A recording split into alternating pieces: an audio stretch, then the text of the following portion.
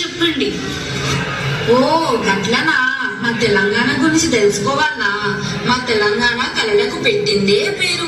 మా బతుకమ్మ ఆటలు, మేడారం జాతరలు, బోనాల పండుగలు, కాకతీయ కోటలు, ఇక మా చార్మినారు. అబ్బో ఇట్లా చెప్పుకుంటా పోతే చాలా ఉంది తెలుసాని. ఇవన్నీ నాకంటే నీకు ఆడ చాలా సత్వ కావాలా. ఓ వదినే, మొన్న పండుగకు చేసిన సకినాలు, అరిసెలు పట్టుకరా. ఇవన్నీ తినుకుంటా మా ముచ్చట చూపిద్దాం చూడండి.